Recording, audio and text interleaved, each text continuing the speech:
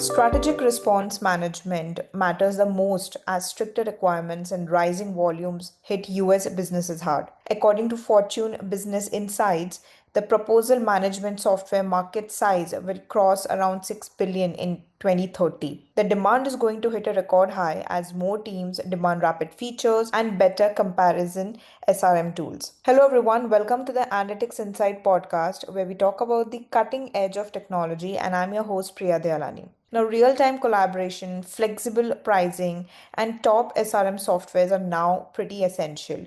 Making quick decisions requires selecting an effective strategic response management approach that is personalized to your business needs. Of course, the future of strategic response management is taking shape, but AI is at the center of it, driving smarter, faster, and more connected ways to work. Let's welcome Ganesh Shankar, CEO and co founder of Responsive, to discuss the business impact of AI in strategic response management. Hi, Ganesh, how are you doing? Hi, Priya. Very good. Thanks for asking.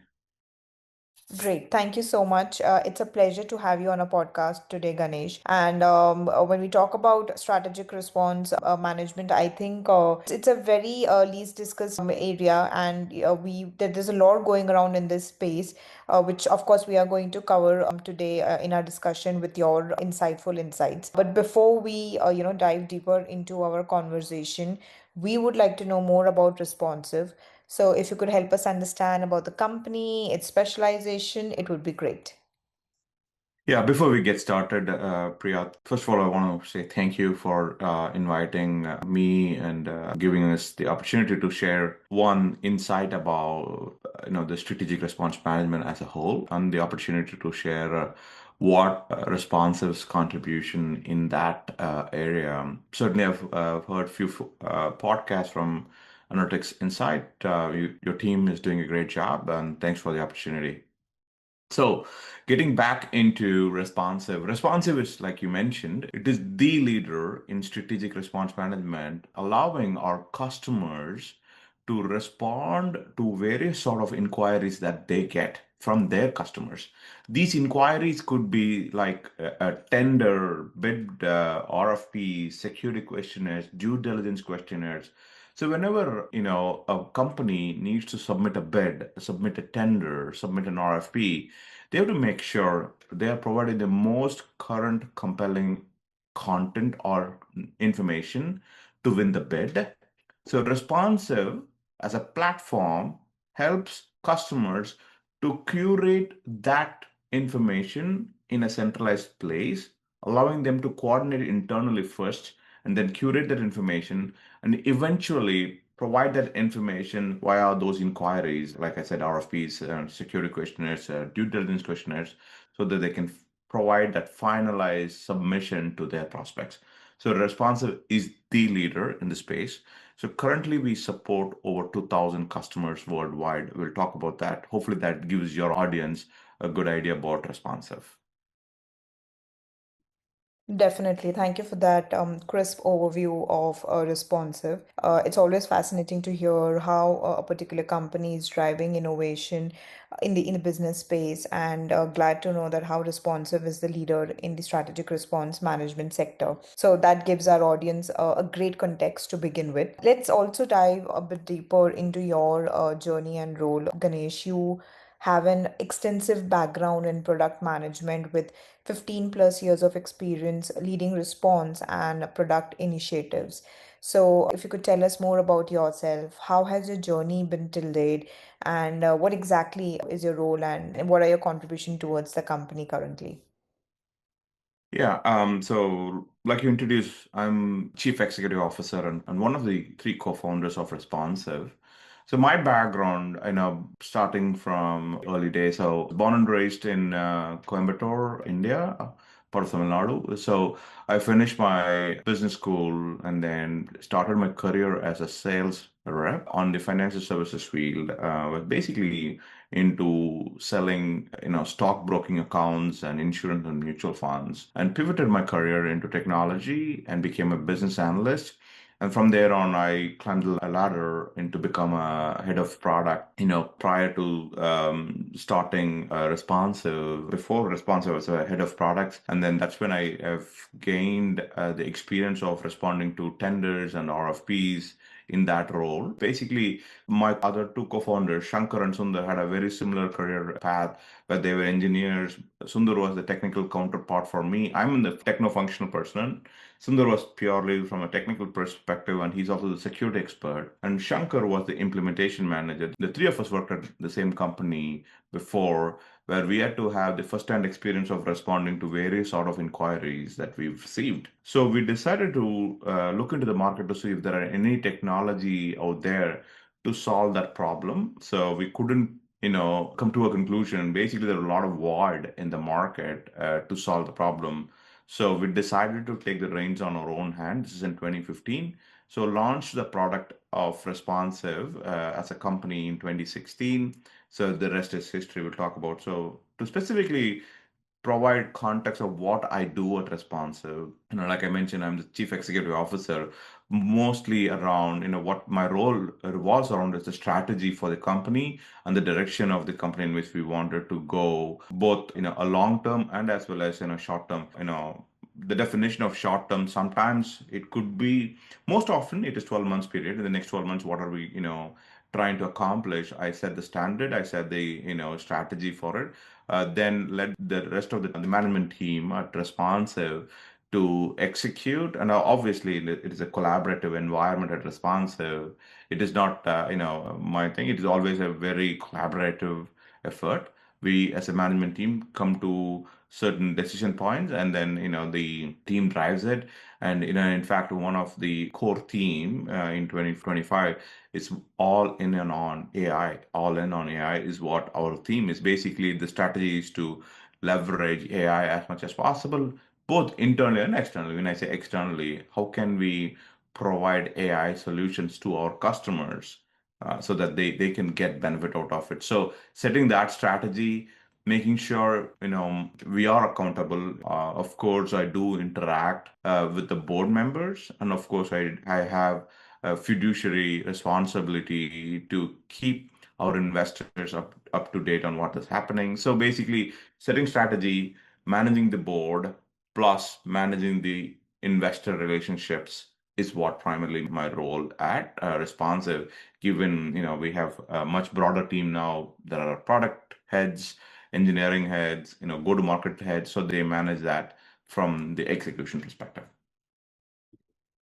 Great. That's really interesting, Ganesh. And I love how you describe your journey and the kind of influence your role brings to the company's growth.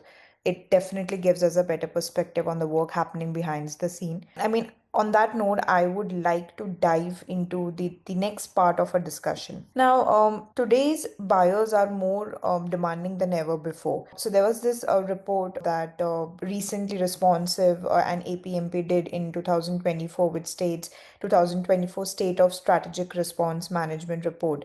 And it revealed that buyers are putting increasing pressure on companies as they evaluate more complex solutions. And the most successful organizations are investing in a strategic response team, and overwhelmingly, they are turning to AI. So, what is Yep. this AI first approach to strategic response management? See, there are different benefits AI can bring to the table in our context, and I'm sure, given there's so much of advancement is happening in and around us around AI, that also is bringing a lot of noise in the market, Priya. But if you look at it, right, so today, any software provider, if they don't have a proper AI narrative in their messaging, they are almost considered legacy. So software companies are scrambling sometimes to find the right narrative for including AI. We didn't have that problem at all. Responsive does not have that problem. We can show a clear ROI in a very short span of time by leveraging AI. I'll tell you what that means is, an ROI. most importantly, a lot of times, especially if you're talking about smaller companies or the mid-sized company, the most important thing they like we talked about, they are under tremendous pressure to do more with less. They don't have a lot of resources at their disposal, so they are looking at how can we maximum get the throughput to with the amount of limited resources that they have. So one of the things that they typically measure is time to first draft.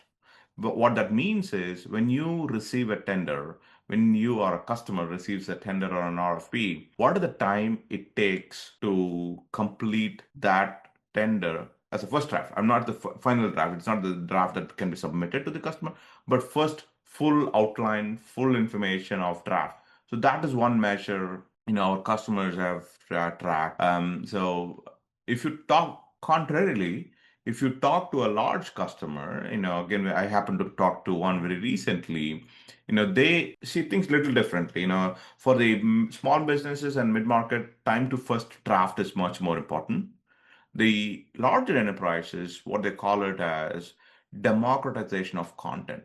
How quickly their team members can get access to the content is super critical for it. So, for example, one of the large enterprise customers I was talking to, so what they were telling is who they use responsive extensively. They have about 8,000 users in the system. On an average, they are asking responsive to generate content for almost 6,000 pieces of content every single month. They are asking responsive AI to generate content. What that means is they receive a question but they need an answer, so they're asking responsive to create an answer for them. What that translates into, so prior to implementing responsive, they said, or after implementing responsive, they were able to save 20 minutes per answer. You can translate that. So 6,000 times 20 minutes is how much time they are saving in a month.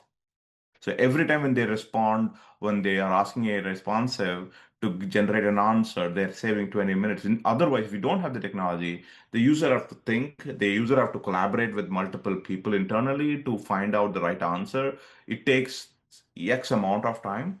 With responsive, it is X minus 20. So depending on the size, the ROI is very clear. We're adding a tremendous value to our clientele. If you're SMB business, time to first draft is super critical. So we can process, easily hundreds of questions to get to the first draft in a matter of minutes, actually speaking. In less than 10 minutes, when we did the benchmarking, we were able to process almost 230 questions in less than 10 minutes. That is for SMB. For enterprise, sometimes these ad hoc question comes in. They don't want the most expensive resources of the company to spend time in coordinating with multiple people. There, we're able to save them 20 minutes per question or per answer. Hopefully that gives you some context, Priya. Definitely, Ganesh, and thank you for sharing that. It really highlights how AI is shifting strategic response management from being purely reactive to truly intelligent and proactive. It's really incredible to see how data-driven insights and automation can empower teams to respond faster, with more accuracy, and also in alignment with their business goals. Now, building on that thought, when we talk about proposal management, for example, strategic response management and traditional proposal management both aim to produce winning business proposals. However, they differ deeply in approach, tools, and impact. Of course, understanding their unique qualities helps organizations choose the right strategy and software to boost efficiency and growth. Now, traditionally, proposal management, relied on manual, fragmented, and ad hoc processes, and of course, risk of human errors and outdated content is pretty much higher. So, how AI is changing the way enterprise is handling this critical function right now? I wouldn't characterize proposal management and SRM as two parallel tracks. Yeah, proposal management is part of SRM.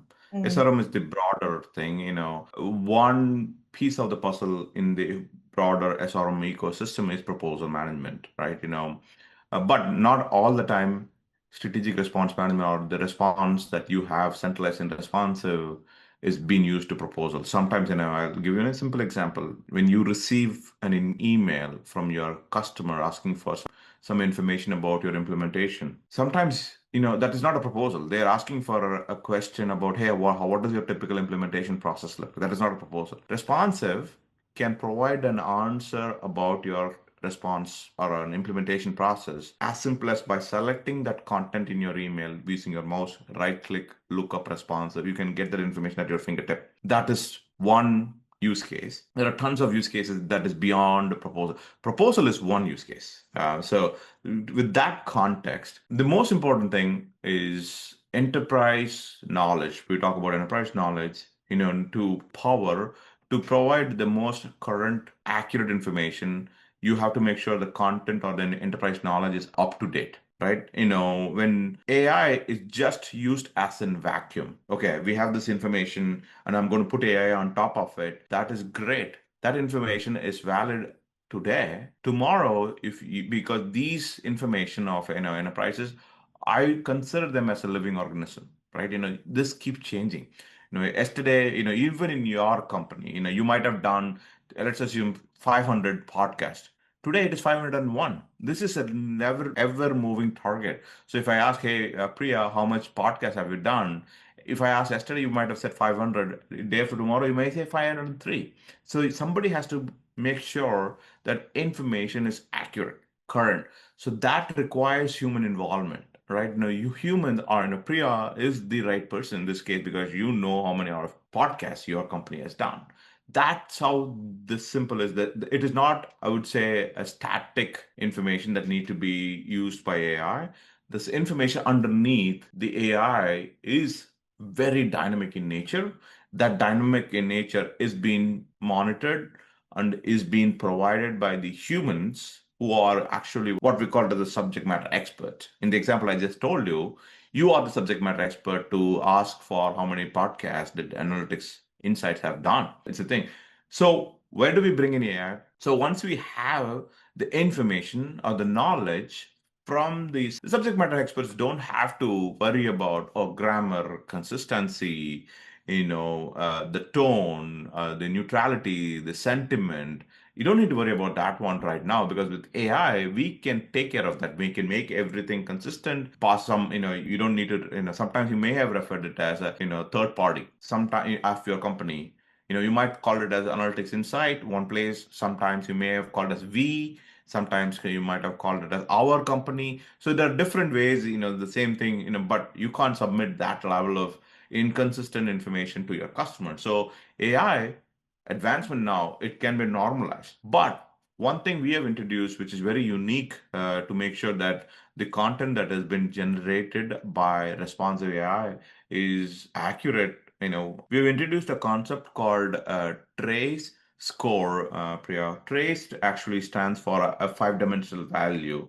T stands for trustworthy, R stands for relevance, A stands for accuracy, C stands for completeness, and E, one of the most important things, stands for explainability. So when our AI generates a content, we provide what we call as a trace score, which is a range of 0 to 100. Each five bullets I just mentioned has a weightage of 20. The higher the score, if it is higher in the 0 to 100 scale, you can have a lot of confidence in the AI generated content that is accurate or trustworthy, or I can explain how AI generated this content.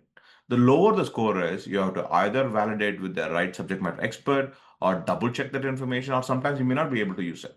Again, we don't hallucinate, our AI don't hallucinate, but again, we on top of it, we also provide trace score for our customers to ensure the content that is generated by responsive AI is accurate and they can have the full confidence when consuming that content. But fundamentally, we don't see a world without human in the loop. AI generating everything, I don't think that's accurate given the nature of the business, right? And every company goes through this knowledge creation on every single minute. It is very difficult to have every part information in one system because you do get to have many different humans creating that information. So it is important for a system like responsive to connect those humans, curate that information, and when you apply that AI on top of it, so that curation and fine tuning and finessing of the content is being taken care by the AI, but not fundamental content creation is taken care of. Or creating a hallucinated content is not the job of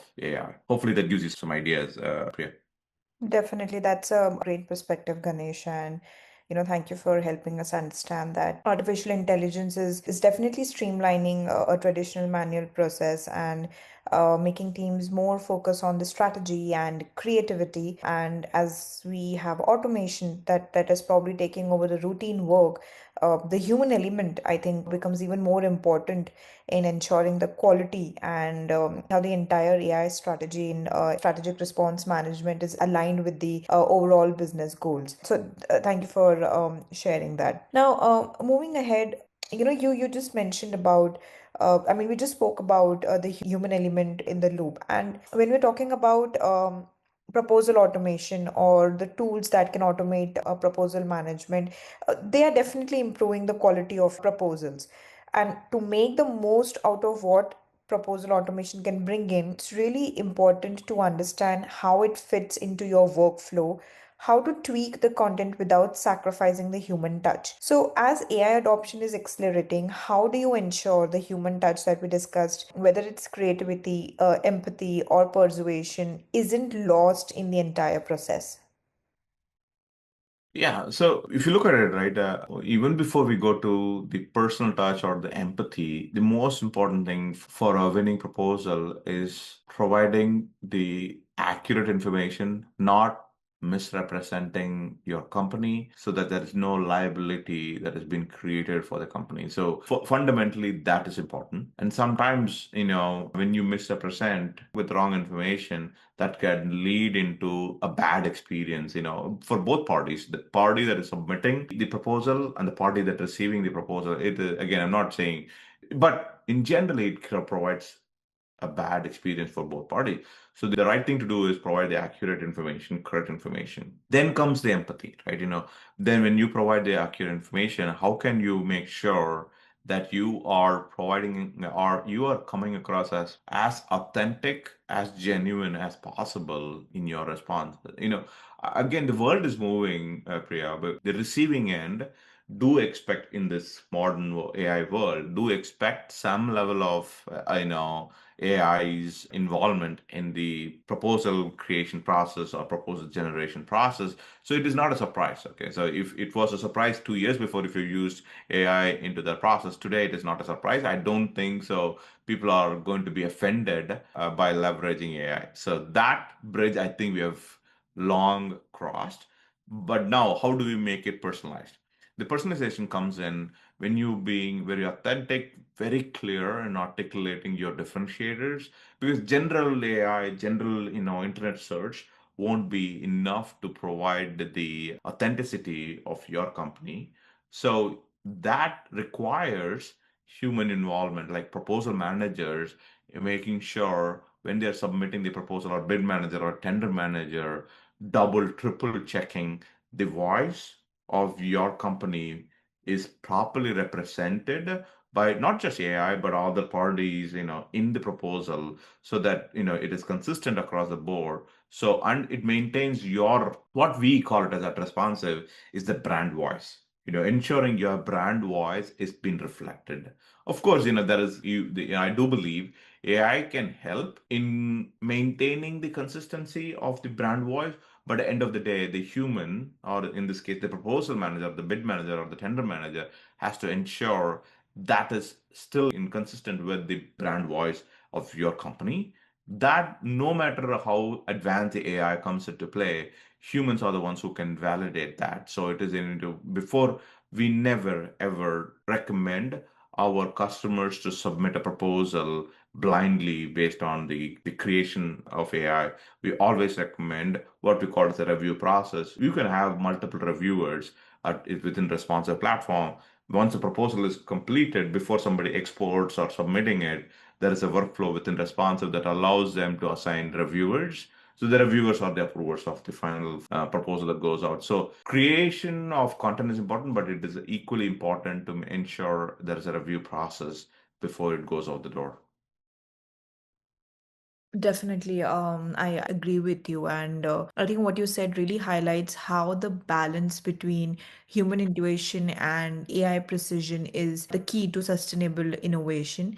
And of course, when we're talking about technology, we need technology that can amplify what makes us human, rather than replacing it. And really glad to understand your perspective around this, Ganesh. Eventually, I think when you have the right AI powered strategic response management platform, I think that acts as a powerful catalyst for, the different teams, like we discussed a bid and proposal teams, and that it's empowering them to produce more impactful responses faster and operate as true strategic partners to the business. Having said that, one last question for you, Ganesh, is, what's next for responsive? What innovations are you most excited about in the near future?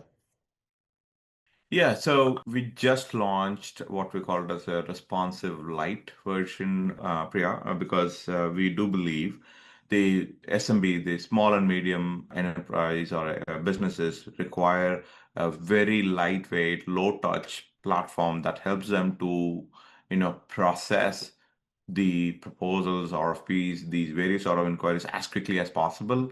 Because, like I said, the most important KPI for them is time to first draft. Our recent announcement of, which we did this quarter, allows just that for them. That plus, we also in the early version, what we call as an agent studio. We've just launched that is we have not made it public yet.